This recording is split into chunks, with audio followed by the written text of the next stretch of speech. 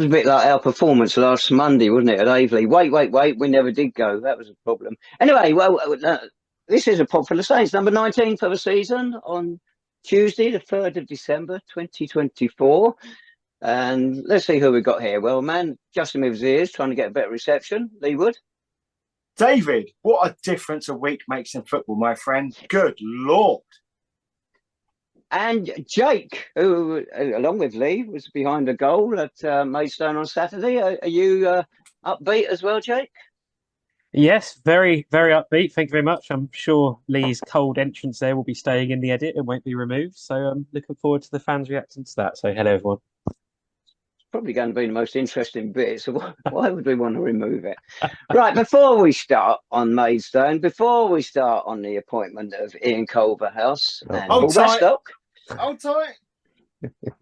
we've got to look back last Monday, that game at Aveley, to the great shame of the club. They never did publish the highlights of it or the post-match video. Whoever made that decision, I think we can safely guess who it was. They should be utterly ashamed of themselves. Censoring the media, I'm sorry, but it's unacceptable. We said it's an insult to supporters, and we're completely being omitted from the socials. It just makes the wrongness of a decision even greater. But apparently, Jake said last week off air that he doesn't like to be convicted of anything. He said there was an interview done. I think you did, didn't you, Jake? But it got pulled. It was too scathing of a team. Well, I can imagine when Harry's in the middle of that speech, one of the players standing up and say, "And your record, Harry, is?" But it probably didn't happen. But the worst thing is Ken Charles scored a hat-trick and the club keeps quiet, doesn't show it. I mean, how does he feel? It's terrible. It's just unacceptable. I bet you those goals reappear in the end-of-season review. And it makes it worse. The women have been hammered in their last 2 games. They've been shown. Why not the men? We get 3 goals. It doesn't get shown. It's just beyond comprehension that a club can think that censorship is the right way to go forward. But also the media, all right, as poor as the media is at the moment, social medias, they shouldn't just accept this censorship. They should have the strength to tell the club where to shove it, really. You two want to add anything to that, or should we get on with this? But we've still got Chicken George at the home games, though, right? Yeah. Oh, I think God for that. Yeah, I think on the thing about the post-match, that is the rumour I'd heard was there had been one. There was a couple of rumours going around as to why it hadn't been released. But yeah, I agree with you, Dave, that not releasing it and sort of almost brushing it under the carpet was a bit of not the right message to send, especially to those away fans who travelled in numbers and made lots of noise. But don't worry about the goals. Ken Charles managed to put them on his Instagram at least. So, of course he did. Footage of them does exist online, just not via the club's channels right now. Oh, send me the link. You made an interesting point there, Lee, about the Chicken George, because the only social media that went out was the club advertising some merchandise in the second half of that week. The game, I think one of you used the phrase there, completely swept under the carpet. And so many people got in touch to say this is disgraceful, promoting this and ignoring the game. That is not the way to get supporters on your side. The last home gate was, 300 down on our average. I think the next one will probably be up as it is, because a bit of a new manager bounce and all that. But come on, stop treating supporters like idiots. To be fair, I don't think anyone who went to the game against Aveley would have actually been interested in watching the highlights back again, simply because they were too few and far between. But having formed a trade in the football media industry, I don't know of any other club, and I've dealt with quite a number, who would choose not to put out match highlights, despite the fact whether they've won or not. Heavy defeats, they do occur in football, of course. The way we capitulated wasn't great, but it's still on our record. And people turned up and paid money to watch St Albans City Football Club.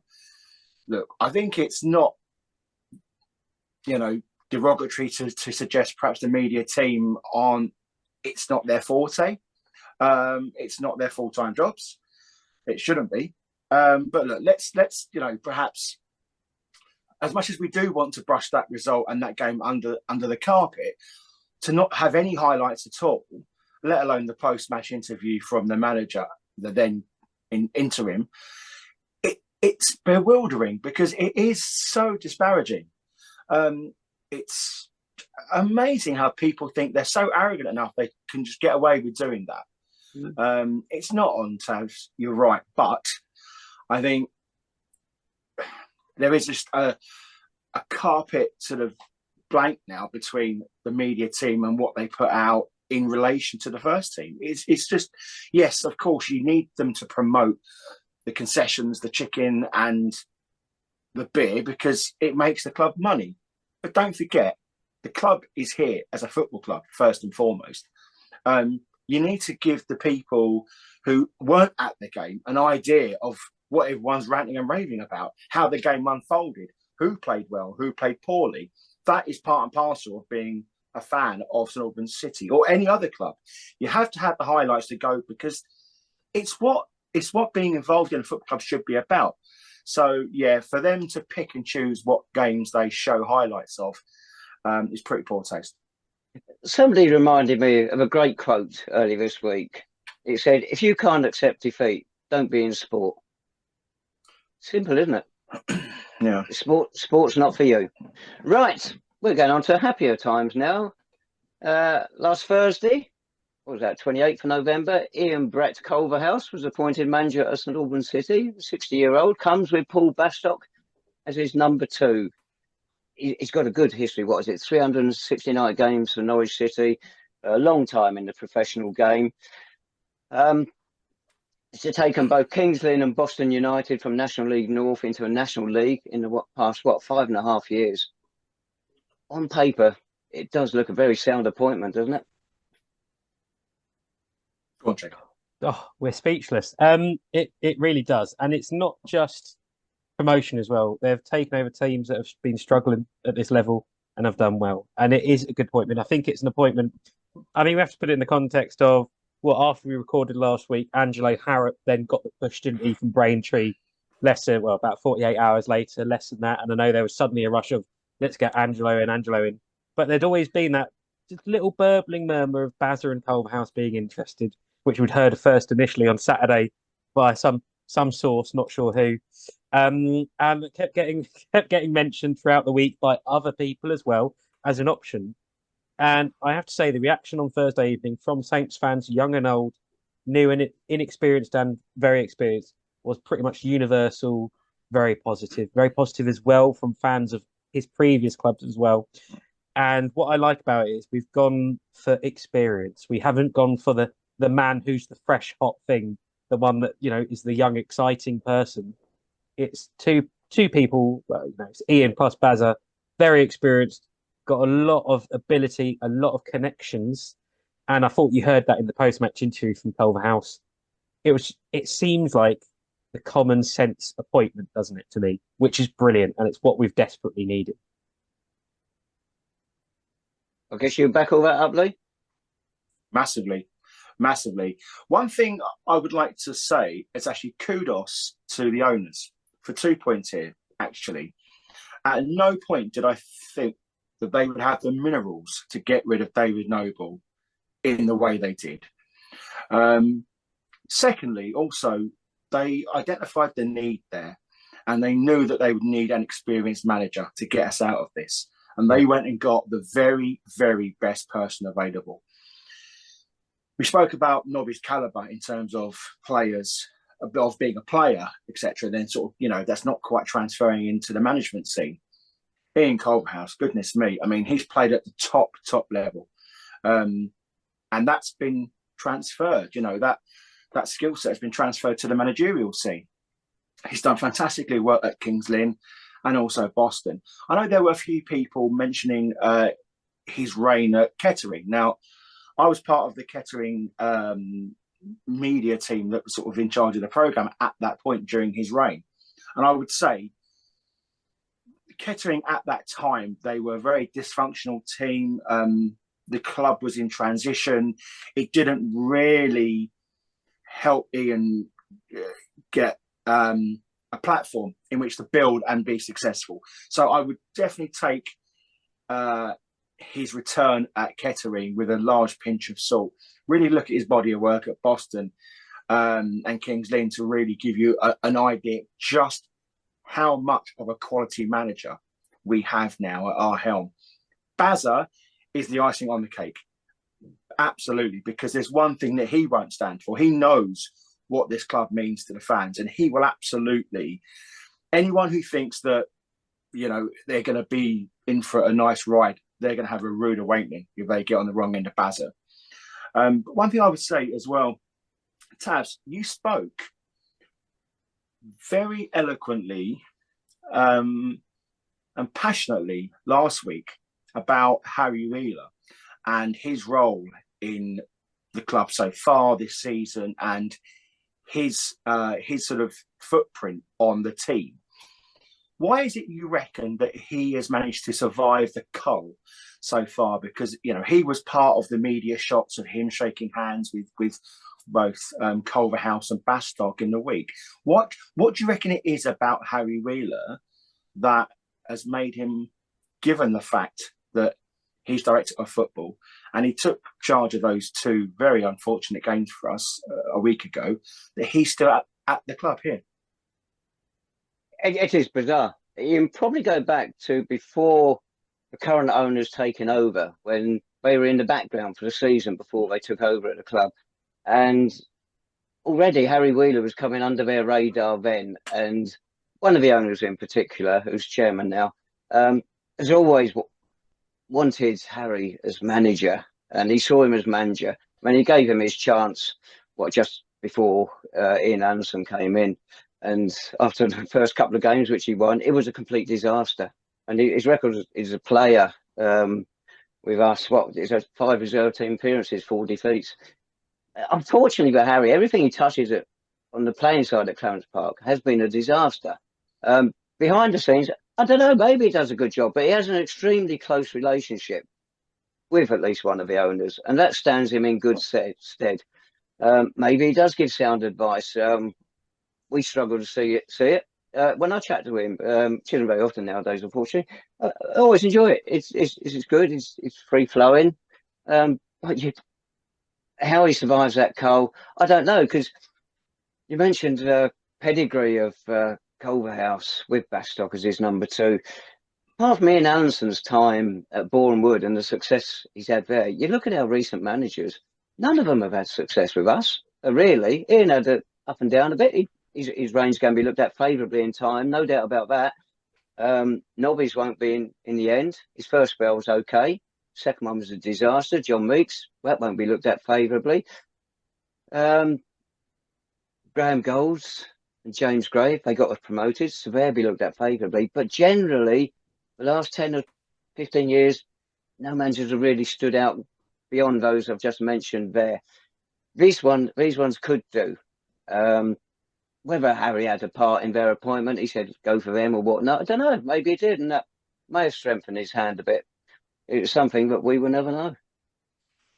Yeah, I think so. I wasn't going to go to the game on Saturday. I had just, I've been to Maidstone, but I've seen us win. I've done that, box ticks, all of that, and obviously the shambolic display at Aveley just sort of forced my hand entirely.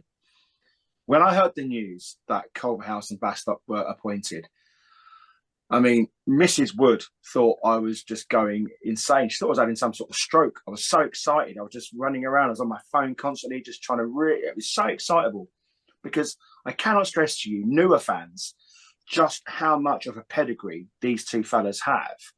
And also really good men to boot as well. And I think that's going to set them in really good stead. We'll get on to post-match later, but you can already tell by his demeanour, his language, his interpretation of the game, just how, qualified these fellas are to take us forward. And I think that, look, there will be, on this path ahead, there will be cracks. And there's going to be sort of, deviations, and we're going to come undone at times. But I think given the platform, given the hand in which they've been dealt, I think that's all, of course, going to be accepted. However, it's how we go along now. I think this is a long-term appointment. You've got to give these fellas time to rebuild and undo all of the bad work that's sort of gone before. I cannot stress to you, Tabs, how excited I am about this appointment. It's really it's a defining thing, mate. It is a defining moment in our history because, as you say, success is gauged differently by different people. It just depends what you want out of the game. Culverhouse and Bastock could be the partnerships take us up eventually over the course of time. It's really, Jake. These two coming in now. What, Maidstone United away, Boreham Wood away, Worthing away, Ventura City, top of the table at home. What a baptism of fire. And don't forget the derby on Boxing Day, but at the moment it's like an easy 3 points. No, I do agree. Absolutely, it is a hell of a baptism, and again, this appointment just feels like a sensible one. If we'd thrown in someone like a Rob Sinclair or an Angelo Harrop, I think things could have easily come off. The wheels could have easily come off very, very quickly in the next 3 weeks if things hadn't started positively. Where these two are experienced, know what they're doing, and I think they're going to be realistic. They probably know that in the next few weeks we're probably not going to pick up a lot of points. Maybe we will. If we do, it's brilliant. But they'll be setting their sights in sort of the second half of the campaign, won't they, after Christmas, and making sure we're prepared and ready to pick up as many points as we can. And again, in the post-match, there was just realism, wasn't there? We're not talking about how far off we are off the playoffs. How far are we off getting out of the bottom four? We know we're in a sticky situation. They seem confident that we will get out of it. They wouldn't have come here if they didn't think that. I'm sure they would have gotten better offers down the road in the next few weeks and months with the jobs that would probably go up and available. And it is, it's realism. It's nice to see. And like Lee says, I think don't underestimate the Bazza effect as well. He is an icon at this club. Even to newer fans, they know who he is. He's a legend to so many Saints fans. And you saw on Saturday, both before and after the game, just how excited he was to be back. He was beaming, he was smiling. And I will say it as well, it was great to see a bit of energy on the touchline during the game from both of them as well. For those of you who are new to the club and don't know about Paul Bastock, and I can't believe they don't, he joined us, 2004? He was already 34 years old. And he then went on to play, 315 games, something like that for the club. He got promoted via the playoffs into a National League, that victory at Histon in 2006. Promotion at Cheshire United in that playoff. What a great day that was. 2014, his final game for the club. He's got records galore. Twice Player of the Year, 4 times sent off. No other goalkeeper been sent off and as often as that. Come on, MJ, you've only got 7 bookings this season. Pull your finger out. As you say, he is an absolute legend, and just to galvanise fans, Baz on his own is a good appointment. Yeah, absolutely. Right, yeah. Lee, you said earlier about Ian Culverhouse played at the highest level. Well, he has. 14th of December 1983, he played at Clarence Park. For a Tottenham 11, it was part of Ossie Ardiles reacclimatising himself in the Tottenham team. Ossie played and scored in a 5-3 win. Also in that Tottenham side, Tony Parks in goal, Alan Cochrane, most gifted player I've seen pull on the City shirt in later years. Mike Hazard, he scored. Gary Brooke, another City player in future years. Tony Galvin, some great names there. The City side, some legends. Mark Pearson, Phil Wood, Steve Oliver, he scored. John Watt, my favourite City captain. George Cooper, another one of the greatest midfield talented players we've ever had. Paul Miles, banging in the goals left, right and centre when injury ruined his career. And Rob Smale, who Tottenham wanted. And a local flavour, match officials, Nigel Rump, Roger Tooley and Bob Ferris. I don't suppose either of you two were there, would you? You weren't even born, Jake. No. Before we move on, and I think, Lee, you've already hinted at this, and I agree with it in terms of the support for the owners in this decision. Did either of you, recording this last week, did either of you think we'd have Paul Bastock and Ian Culverhouse in position by the end of the week? Did you think we'd go down that bold route of an appointment? Well, there was an inkling, only because Tavs told us about 2 weeks ago that it could be on the cards. But apart from that, it was just, we were hoping, weren't we? We were hoping. We were. A lot of this is guesswork. Yeah. And at the minute, this is the time of the year. It's the witching hour. Managers come and managers go, and it happens all around the division. And you get named. I think when I was muting the idea of Culverhouse and Bastock. It was more purely out of hope than anything else. I didn't think we'd get Harrop simply because the toxicity in which he left Braintree. But again, the caliber of these fellas that are going to take our club forward are of the highest caliber. We did our own little bit of researching on Saturday, Tabs, prior to the game. We were in the pub, and I'm probably I'm the elder of all the bunch of the lads that sort of go. So I was reminiscing about Culverhouse's exploits in the Norwich team, sort of 92, 93, that beat Bayern Munich away, and then they played Inter Milan, and there's a cracking picture, if you Google it, Ian Culverhouse, Norwich, where they played Inter Milan at Carrow Road, and Culverhouse is about mid-air to snap Dennis Bergkamp in half with an almighty lunging tackle.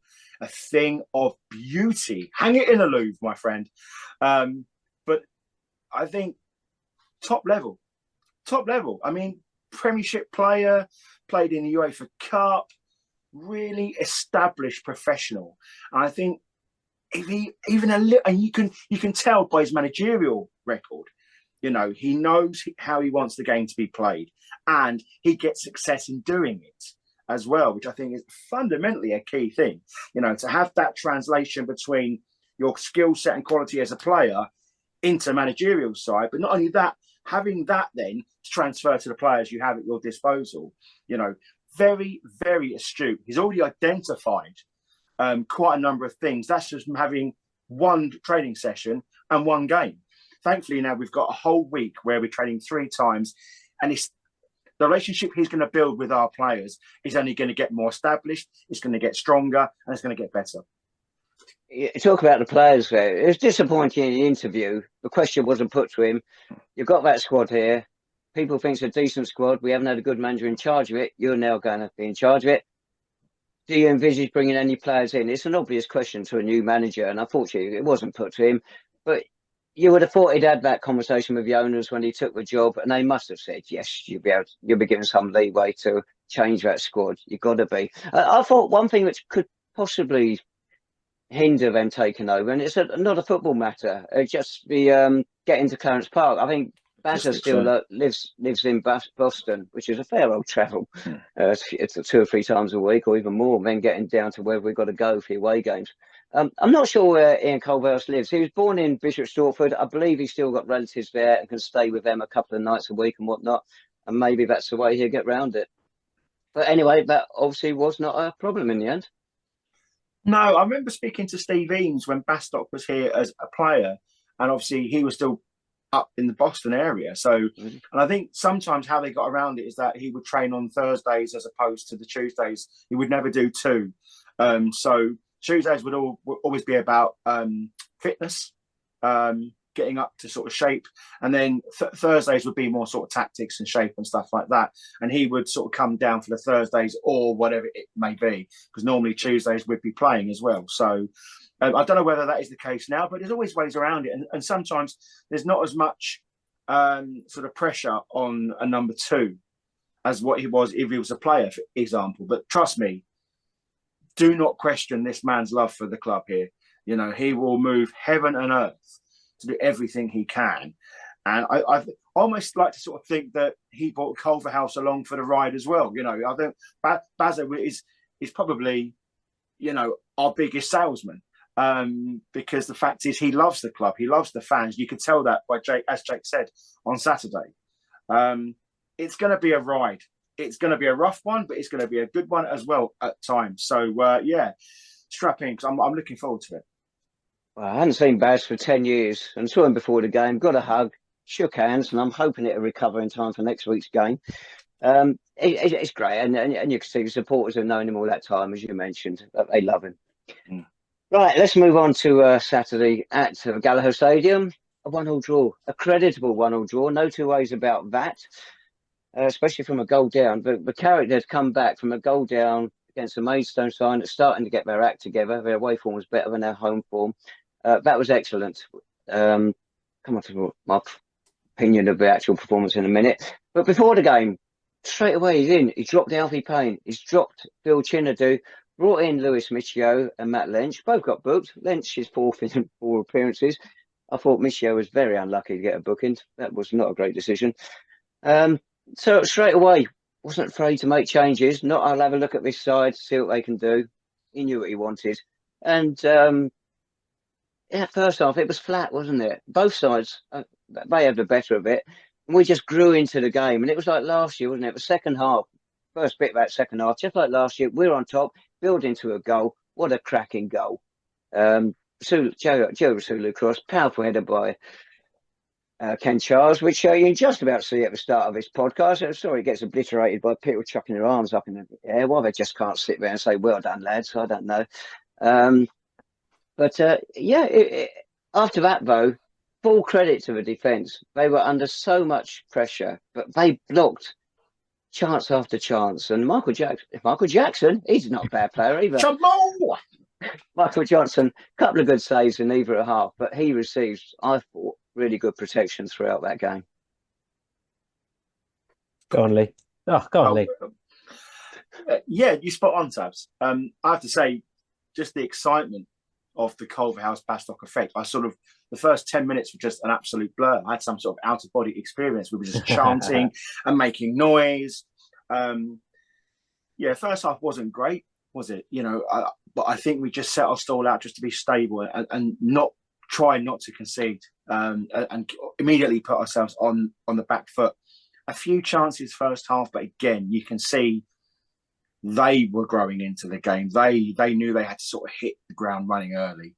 Very interesting as well, Tabs. In George Ellacott's post-match, he identified the fact that our centre-backs were our weakest point. And you can see that they were really sort of trying to put them under pressure. Partington and Long King haven't been the greatest partnership at the back this season. But I don't know whether it's a fitness thing. Partington's been in and out of the side, very inconsistent in terms of performances as well. But we know his capabilities. We know his qualities. Long King, I think, is going to be... he's going to come good for us. Second half, we sort of grew into that. And as you say, defending with every ounce of our being, the tracking back, the energy, there's the levels that our players were going to go to just to absolutely repel everything that Maidstone threw at us. I mean, it was quite a hostile atmosphere by that point. A couple of decisions didn't go their way, so their fans were baying for blood. But we held firm. We didn't let it get to us. We didn't play the occasion. We just played what was in front of us. And by which point, we were very, very good value for our point, Dave. Go on then, Jake. Your view? Oh, yeah. I think I agree with everything Lee said. I think first half, we weren't amazing. And I thought, actually, we struggled a little bit. We were a bit more direct on Saturday, weren't we? And I thought that first 45, the lads didn't quite adjust to the plan in terms of, I think, the way that Ian and Basil would have wanted them to. We went behind, but we didn't capitulate. MJ with a couple of good interventions, the defence, a couple of interventions in that first half. And then they say second half, we came out of the blocks really, really well. The lads looked like they had a much better idea on the game plan, I think, after half time. And I thought we implemented it. And I thought we deserved that equaliser. And it's a shame we sat back, actually, because I think there were gaps at the back we could have probably exploited if we kept going. But a really good battling second half display. And you've both mentioned the defence. And that's the sort of defending we've not really had this season. Bodies on the line. It might have been desperate at times, but the players looked like they wanted to hold on to that point and defend that goal as much as they could. And we've not really seen that at all. And again, I think that has already an immediate impact from this new management team. Bit more fight, a bit more desire in those really important defensive areas, not letting those soft goals come in. And it worked for me. And if we can set that as a baseline performance going forward in the next few weeks, might not be successful every week, but we've got something to build upon. And most teams will certainly struggle to score against us. And we've got to start somewhere. If we can stop letting in so many goals, then at least we can start looking at improving the areas in the final third again. I'd rather give credit to Maidstone, Jake. I think rather than us sitting back, I think they really upped the tempo. They stepped it up once they were in danger of losing that game. They weren't happy drawing it. They were in danger of losing it while we were going at that stage. And I think you've got to give credit to them. leave a Georgia Ellacott one. I want to come on to him later. Something he did I thought was really good. I don't know what I haven't heard his post-match interview. I should have done. But you mentioned the atmosphere. Yes, it became electric, and poor old Lisa Bend, referee, she was an innocent victim in many ways because big decisions she actually got right. I didn't agree with some of the bookings, but the two big decisions, there were disallowed goals. Yes, that was handball. And actually on the Podful of Saints video, which is at the end of this podcast, both of the disallowed goals there. And you can see why they were disallowed. It was handball. Matt Rush did handle it, not deliberately. In the old days, that goal would have stood. But nowadays, that's going to be disallowed. He was unfortunate. And the other goal, when the ball went out of play, it hit a wheel, because it's these portable goals, which is absolutely ridiculous. Hit a wheel and bounce back in. Now, you're watching the Maidstone players on the videos. They know. 2 or 3 of them knew that ball had gone out. And then when they realise she's given the goal, so they're darting off celebrating. The lack of honesty there is really questionable. Come on, lads, you can do better than that. But you can get rid of the problem altogether. Get rid of the plastic pitches, roll up the plastic, get a nice grass pitch with proper static goalposts, and then we have a proper game of football. But getting back to Jake's point, yes, credit to Maidstone stepping up. Credit for us for defending, and yeah, that was a great point for us, really. It was, and I think as farcical as some of the aftermath of her decisions were in terms of the players, wheeling off as though they've scored, ultimately the officials done us a solid there. The fourth official, he saw it on the touchline. Yeah, incredible.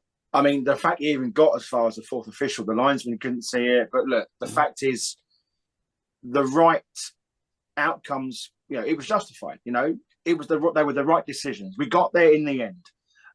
It was a bit comical how it all unfolded, but that's fine. I mean, look, I don't think the referee should have even been a talking point, to be honest with you. I thought the referee was absolutely fine. I think there's a lot to be made, about the fact that from some quarters, about the fact that she's a female referee, but I couldn't give a monkeys. I thought she was absolutely fine. The Maidstone fans, we were reading with sort of glee and humour on the way back some of their forums and the social media fallout from the game. Quite comical, really. Quite comical. But look, it's the way it goes. It's a hard-fought point, Dave. And the fact of the matter is, mate, is that isn't it good just to celebrate something? We were celebrating draws over the last month, and we were scraping those, mate. And it was almost we were kidding ourselves that we were good value for those at times. This was a hard-fought, endeavoured, really gritty performance, but large smatterings of quality on our behalf as well. You can see Ian's post-match was very, very good. Wasn't it good? Isn't it a breath of fresh air to have some genuine footballing insight? I learned more in that 3.5 minutes than I did in the 3.5 hours collectively of Nobby's post-matches this season. A few points I've made here. First of all, appreciative of what the fans brought to the table on Saturday. Maidstone, they have a good home crowd, vocal, but we played our part, and he was very appreciative, and he acknowledged that, very astute, of course. Get fans on your side early doors, something that David didn't always do. And he said he doesn't want to pass for passing's sake, and it was, brilliant, almost like the anti-Nobby. If the ball's there, there's no point keeping the ball if you're doing bugger all with it. Let's attack these teams, and also we're moving the ball quicker. He wants us to move the ball quicker and penetrate teams quickly. I mean, what music to our ears, surely. And if our quality players can buy into that, get on the ball and make those killer passes, because that's always been a reservation of ours, Dave. We've said this religiously over the course of Nobby's tenure, that we're keeping the ball, yeah, but we're not doing anything with it. We don't look dangerous enough. We don't look as though we're going to penetrate teams or punish teams when we do have the ball. And we look sloppy and outsorted when we don't have it. So I think that the fact of the matter is, all of those things as well. Look, he's saying the right things. Of course he is. It's one game. But it shows intent. It shows method behind how he wants to play the football. And quite frankly, mate, there were phases of that game on Saturday. I thought we were good. I thought we were really, really good. And if he can get Charles scoring again with that sort of a return, if he can get Gio on the ball, whipping in the sort of quality deliveries that he has been doing, if he can get Partington and Long King playing as a duo, if he can get that level of intensity and the pace and the passion all into that shirt and into those performances, mate, it's going to be fantastic. It was interesting that Ellacott picked up our weak point of being in the centre of a defence, which maybe you can argue it is. Poor old Joe, he hasn't got the speed he used to have. Everybody knows that. But he can still read the game well. Because at Averley, they undoubtedly spotted our weakness was down the left. And poor Phil Chinadu that day, it wasn't all his fault. When you see there's that horrible video taken from behind the Averley goal, but it gives you an idea of how we were at the back. He was facing 2 or 3 players at a time, and the management did nothing that day to help him. And of course he's going to be exposed. And Averley played it superbly that second half. We changed it for Saturday.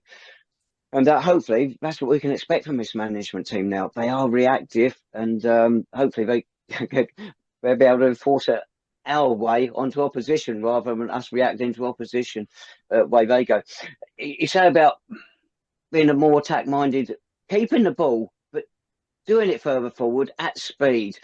Yeah, one player I'm going to say, I wish we'd got him there. Chelmsford stole him the other week. If you're going to play that way, with him tucked in behind the front line, that would really bring the best out of him and our team. But that's the sort of player I think we need. Maybe we'll push Lynch forward a bit more now, and he can do it along those lines. But it looks promising. But again, I say to everybody, be patient, because this is a tough first 4 games they've got. Yeah, it is going to be tough. It's not going to be easy, and I think I hope fans stick behind these two, because there are going to be hiccups along the road. They've inherited this squad. I think it's a good squad, and they talked about the positives in the squad, didn't they, after the game on Saturday? But it's not perfect. There are issues. There's loanees, there's bits and pieces. We think Phil Chinadu loans might be up soon, or now, or very soon. So there's going to be chopping and changing. So, yeah, it's not easy. We're in a difficult position. The table doesn't make pretty looking, does it, at the minute? So it's going to take a bit of time. But I think if we get behind them, stick behind them, we'll see what happens. But the early signs are positive, aren't they, at least from Saturday? Yeah, you're right there, Jake. He mentioned in the interview about the gap, and he used the word mess, didn't he? The mess we're in, and we're 6 points away from catching up with Bath. They only let a last-minute goal in last weekend; otherwise, it would have been 7. And so we've got to start winning soon. It's not desperate yet, but it's edging that way. It's going to be interesting where we are by the turn of the year. But, it is, but the one thing I would say though, Tavs, he's not downplaying the seriousness of our position. But I don't think he didn't look particularly panicked by it. He was very staunch. He's got a plan in place. I think when the gap is that large at this stage, I think you've just got to take 1 point at a time, 1 game at a time, and see where we are. He's going to know the quality of teams that face us in the coming month. But that said, though, right, we've almost been sort of backed so far into a corner. We're done licking our wounds now. We're now prepared to come out and start fighting. And I truly believe we've got the players to do that. One thing I would say as well, that, I think the fitness is going to be a key issue that Ian and Baz are going to work on, because I think there have been times this season when the reason that these large gaps have appeared in between our midfield and defence is the fact that some of these players are running on empty. I don't know whether that's just fitness or the fact they're not, looking after them, or is it with the substitutions haven't quite worked? Whatever that may be, he's going to get us fit. He's going to get us hungry. And I think it's going to be a very exciting time. We're going to lose games along this path, gentlemen, but we're going to do it in the way that they want to play the football. We're not going to retreat. We're not going to surrender. We're not going to roll over and have our tummies tickled by anybody in this division anymore. We're going to have to go to these games thinking, I will take a draw right now. Yeah, and that was the mentality that we had, Jake, going into quite a lot of these games. Yeah. I would absolutely absolutely take a draw against Hampton. You know, that's not where we need to be, fellas. We're going to go into this division now, all guns blazing, and we're going to do it the right way, playing good football in the right areas. And hopefully, Culverhouse Bastock effect is going to take hold, and we're going to bridge that gap sooner rather than later. We are, Jake, aren't we? Absolutely. When are we getting into the playoffs again? It's brilliant. Forget about the gap. No, only 20 points off, mate. You're brilliant. No, absolutely. And I think it'll be interesting, even this week or next week, to see if there's any early changes to the squad. I wonder if we might see a couple of faces come in, potentially loans. I know the Boston United fans have already talked about which players they think that they may see depart to head back south with the lads. So be interested to see if we make any changes this week. But I don't think they'll be far away if they don't come in the next few days. Well, Jack James missed out on Maidstone Saturday because I think he was suspended. James Sweet come in. He did that one terrific block, got the ball over the bar from point blank range, saved a certain goal. Do you see that changing? I suspect James will keep his place and Jack James will miss out. No, I don't know. Boreham Wood is a tough away game, isn't it? Boreham Wood are a good team. You wonder if you might maybe want that experience of Jack James on that side potentially. But yeah, and like Lee says, I think a lot of it will come down to fitness as well. Quite a few fans, and we've talked about how we had a limited pre-season, didn't we? Against not particularly difficult opposition, not a lot of games. We've been struggling for fitness ever since. And I thought it's quite noticeable, Lee, you pointed this out on Saturday, that a couple of the media photos they put from training on Friday morning, whenever it was clearly of the lads just doing shuttle runs pretty much straight away. I think there'll be a bit more, and I suspect with the extra training sessions they've had this week, I suspect that'll be the same again. Right, George Ellacott, I wanted to mention him. Lee mentioned the end of the game, the atmosphere. It was electric. They were not pleased with Maidstone fans, and it was quite loud. And you can, at the end of a game like that, you can imagine a manager going up to the referee and having a right go at them. He just strolled onto the pitch eventually. Lisa Ben was strolled off by then. The linesman called her back. And he just went up and shook her hand, very gentlemanly. Perfect way of dealing with it. If you go to something to say, you can say it after the game or go and see the referee at the end of the game. But on the pitch, I thought he conducted himself superbly there. And also credit to Maidstone United for the match day experience. The music, it was a little bit, as you went in the ground, very quiet. It wasn't spitting your eardrums over the speakers all the way up to kick-off, and quite often at Clarence Park after the kick-off for about 5 seconds. Nothing after the goals either. What you had was a murmur of the crowd. The crowd was building, 2,200 in the end, decent crowd. You could just hear this murmur as you're building up to kick-off, and it's lovely. It's how football grounds should be.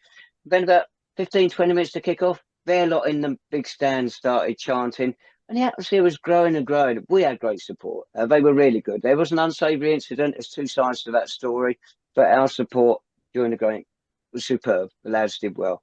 And it was like how football used to be, football grounds. It was so enjoyable and the opposite end of a scale to what you get at a ground that's rather close to our hearts. So credit to Maidstone for that. I think it's worth mentioning our fans. Tremendous again, like you say, Dave. I also think a few of us may disagree with the match day experience at Maidstone in other regards. There was a few issues with stewarding. I think it's go on then, Jake. Go on. What happened to you? What happened to you? Flaggate. Well, Flaggate. Yeah. No flags allowed in the ground, pretty much. Apart from when the big top end emptied at the end of the game, there was a massive banner behind all those Maidstone fans that we hadn't seen until then. So, but yes, we've all been told to apply for our flag licenses for next year, so that's good. But yeah, really, yeah. And then during the celebrations of the goal, again, I think there was some. Is it fair to say overzealous stewarding, Lee, against the away fans? Probably some overzealous celebrating, mate. Yeah, I mean, true, I had a really nice pint of Guinness, which ended up on the underside of the stand. It joined us eventually after a while. But that's more for me for taking a whole pint of Guinness in behind the goal, especially with some more boisterous, younger elements of our fans. Well played, fellas. And I think one of our fans was told off for waving their scarf a bit too vigorously. I mean, you can make it up, right? Brexit means Brexit. I mean, come on, we can have none of this nonsense. waving scarves scarves allowed. and flags. Was that the swine who ruined my video? Probably, Dave. Although I think you do that yourself, Yeah, even. that's true. Yeah. Can't argue with that. Right, we've got to move on to next Tuesday. We haven't got a game Saturday, so you can all go Christmas shopping. Oh, I missed a day off then. What are you going to do, Tabs? What are you going to do, Tabs? Come on. What are you going to do? Saturday. I will have a look to see if Hartlepool Town are at home. If not, I'll have a look to see if Tottenham are at home. And after that, I don't know, maybe Real Bedford, because we nearly got their manager, didn't we? We shall see. Yeah. And you, Jacob? Oh, How me? about you? Taylor Swift concert, Leeds? No? Well, a lot of options, aren't there? We'll There see. Yeah. What about you, Lee? Sorry. Which pub will you be in, Lee? Lisa's definitely taken him Christmas shopping. Yeah. I was doing all the things this weekend that I should have been doing last weekend. So, anyway, right. We digress. Boreham Wood, yes. Boreham Wood, £18 to get in, even 16 quid for old gits. Better start saving up. They started hit form since Luke Garrard came back as manager. 5 unbeaten in the league, and over the weekend, 1 at Bath and at Chelmsford after being 2-0 down on Monday night. Oh, it's not going to come much tougher than this at the moment. Last 8 games against us, they've won 7 of them. And the last time we beat them in the league, some chap called Paul Bastock was in goal. 3-0 win at Bruffinch Road on New Year's Day, 2011. Do we fancy our chances here? Anything's possible under the new management. We go there positive. We know it's going to be hard, don't we? We know it's going to be difficult. They're in decent form at the minute, annoyingly. They changed their manager earlier in the season and see what happens. And yeah, they look good. We know they've still got a lot of that team that was fairly decent in the National League. So it's going to be a real challenge. But I suspect we're going to be set up really well Tuesday night. Whether it'll work, I don't know. But they've got an extra training session this week, and those lads will be really, really drilled going into Tuesday night.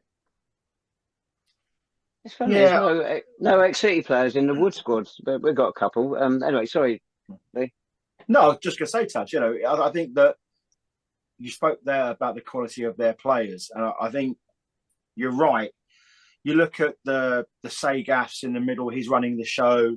Ex-Dagenham, of course, and you've got your Unloves, your Pyres, your Dixons. They've still got, they are riddled with quality. They don't always get the biggest crowds, Woods. So I think the fact that St Albans City are in town might sort of entice a few more out of their caves. But I think the fact is going to be really, really sort of good. The fact that it's atmosphere. Let's build that again, because we want to show these teams, because they're going to be looking at us thinking, oh, we're going to absolutely hammer City. What a perfect time to play them. Well, that's fine. Underdogs. We'll take that. We'll take that. We're going to play our game, but don't forget, we've got some good players as well. We've got some very, very good players. It may take us a bit longer to sort of get where we need to get to, but ultimately, these players, they've got to go out and do the job now, because they're found wanting quite a lot over the course of the season so far. But I think that under Culverhouse and Bastock, they're going to be held to account as well. And your point earlier on, Tabs, about getting new faces in is spot on, because there's one thing. This isn't jobs for the boys under previous regimes. This is going to be, you're playing for your place. And you're only as good as your last performance. And quite frankly, fellas, that holds us in good stead, I think, because I thought we were gritty, we were determined. And we're going to need to be that again when we take on Boreham Wood on Tuesday. It's going to be hostile. I could probably do without having bottles of piss thrown at me again from the locals. But, if that's what it takes and we leave away with something, then I'll be a happy man. Since that Galston game in the FA Cup, we've only lost once in 7 away games. Well, in fact, we didn't even lose out, because you won't find any record of it from the club.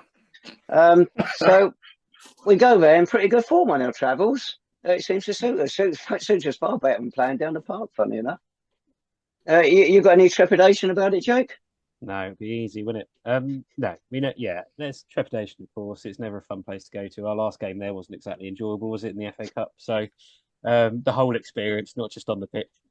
So we know it's going to be hard, but I think as long as we go there and show a bit of fight and a bit of grit and a bit of determination, they're playing for their places, but they're playing for the pride as well. Of this is a big game for City fans, especially the younger fans. A lot will travel. It will mean a lot. It will be a good atmosphere, hopefully. Hopefully a few home fans turn up. That'd be nice for them. And yeah, it will be tough, but we've got to go there positive. Why not? Why can't we? Well, you're the only one who didn't predict a heavy defeat for us on Saturday, Jake, because your knowledge of football is quite magnificent. So do you want to go first on predicting what's going to happen at Broffin's Road? Oh, I will go for 2-2. That's what you went for Saturday. Last Saturday. Can you beat that, Lee? Oh, I'll give it a dang good go, mate. I reckon we're going to... I think it's going to be 2-1 to Boreham Wood, unfortunately. Well, all this positivity that's flying around, apart from your school bet, I've got to go along with it as well and just go for a 2-0 defeat. But look, it's fine. And prove us wrong. Please prove us wrong. Oh, absolutely. Good God, absolutely. Be our best night of the season if they prove us wrong. Really would. Oh, look at this positivity. I know, right. That's good. Anybody want to add to it? I think we've already gone over time. I think burnt. One little message that I've got. MJ, we love you, buddy. Thank you for coming over and accosting Jacob after the game on Saturday. We're passionate fans. We're passionate. We love the fact you'd watch the pod. It's all bump for the end of that day, mate. It's all waffle, but it means a lot to us, this club, and that's why we're equally as excited about the journey ahead as we are desolate about the path behind us. So thank you also everyone to come up who come and said hello at the game on Saturday, Jake. You're getting a right little stardom now, mate. People coming up you and recognizing you with your massive gleaming bunts. Look at that, eh? But thank you for all your comments, all your responses to our tweets. Do keep them coming in. We love reading them, even the dirty ones. Jacob's going to give you all the information you need to know about how you can get in touch right now. Yeah, email in the description below. Podful of Saints on Twitter. Thank you all for your views and listens and everything over the last week or so.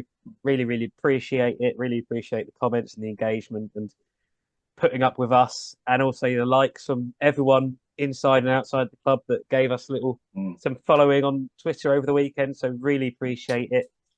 And we'll speak to you again next week. Dave, have you got anything else you want to say? No, I'll see you at Tottenham Saturday. Oh, well. You will absolutely not see me at Tottenham on Saturday. And if you do see Dave on Saturday out and about, let us know, because we'll be worried about him. So thank you all very much for watching, and we'll speak to you again next week. Come on, you Saints. Bye-bye.